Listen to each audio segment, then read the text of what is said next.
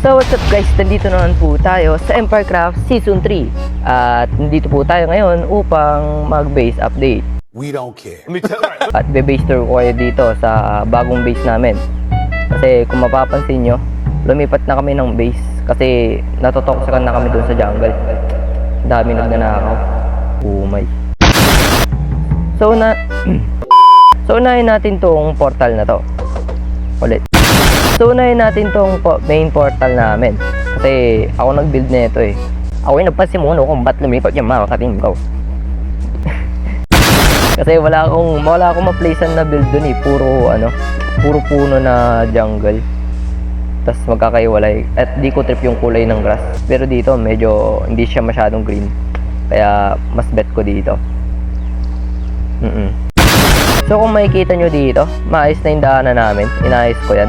And banda dito magbabago yung daanan kasi sila na bahala mag-design ng daanan nila dyan. By the way, doon nga pala lumipat si dito lumipat si RJ.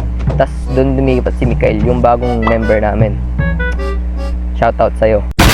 So makikita nyo yung main entrance ng base natin. Makikita nyo yung tree farm ko doon agad. And ito yung kauna-unang farming site ko, kaso pinamimigay ko na. Bahala na yung ibang member dyan na magtanim ko anong gusto nilang itanim. So kung kakaliwa tayo dito, makikita nyo dito yung namin, mining site ko. Mining site namin. Ewan ko kung ginagamit nila to. Pero sige. Okay. So kung papasok kayo dito sa porta ay 2 beses na yan! sa mining site is makikita nyo itong butas na to. Dire-diretso yan hanggang dun sa pinakababa. Wala kaming pakialam! And kung dediretso nyo naman yung daanan na to, makikita nyo dito yung spruce tree farm ko. Angas daw. Dito ko nakuha yung screenshot na yung pinost ko nung nakaraan. Dito ko kinuha yung screenshot na yun. We don't care. Tapos kung dediretso nyo naman dito yung pataas, makikita nyo yung base ko. May napapansin ba kayo? Parehas lang no. Syempre, wala na akong ibang mabuild eh. Diba yan? Pero, okay mag-alala, iba yung neto. Iba yung laman neto sa loob. Kung makikita nyo dito, iba yung exterior nya. Malaking pinagbago bukod dito. Syempre dahil furnace room yan. Tapos kung aakyat kayo dito sa taas, makikita nyo dito yung storage room ko. Which is dun sa survival base ko, sa tong cabinet thingy, pero ginawa ko lang siyang ginawa ko lang siyang storage room. Makikita nyo dito yung mga good stuff natin. Tapos kung aakyat kayo dito sa taas, makikita nyo yung bedroom ko.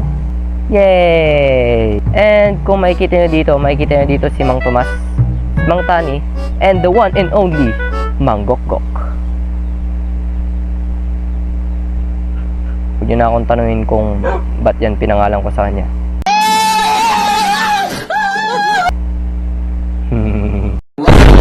So kung dediretso nyo naman dito yung pababa dito is makikita nyo dito yung mali yung intro na yun. Ulit. So ulit. 2 beses na yan! So kung bababa naman kayo dito, makikita nyo dito yung yung farming site ko, which is ayun. Ang galing! Ang galing! Nilipat ko dito para mabilis na mag-regenerate. Kasi pag nandun sa unang farming site ko dun, tapos palagi ako natambay dyan sa bahay ko, hindi nagre-regenerate yung chunk, kaya hindi sila tumutubo. Okay. And kung makikita nyo naman dito sa gayong farm is may padiretso ba dyan? Abangan nyo yung mga susunod na builds ko dito. Gagawa pa ako dito ng mga batak na builds. Ewan ko pa kung ano yung gagawin kong build dito, pero suggest na lang kayo sa comment section kung ano i-build ko. Please lang.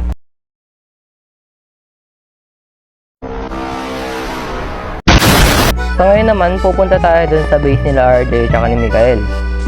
And paggabi na naman. Ayos. Ang galing! Ang galing! So kung makikita nyo dito, ito yung tree farm nya.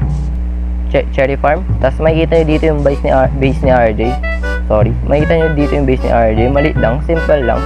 May furnace, may bed, may crafting table. Tapos kung makikita nyo naman dito is yung yung storage room nya. Mga storage room nya, mga chest yan. Sheesh. Tapos kung makikita nyo dito yung entrance nya dito sa harap is Japanese style. Kaibigan. Japanese style.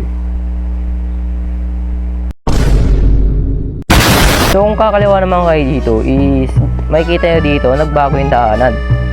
Kasi sabi ko sa kanila, pag pupuntang base nila, baguhin nila yung design ng daanan nila para iba't iba kami.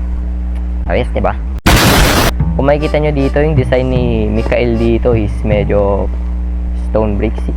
Kasi ang team niya daw is castle daw. And kung makikita nyo dito, yung pinaggagawa niya, in-extend niya yung flat hanggang dito sa ilog. Makikita nyo ilog na dun, no? Tapos makikita nyo na yung kabilang base dito. Sobrang laki na yung extend niya. May yung pala yung mob farm na yan, kay La Rejan yan.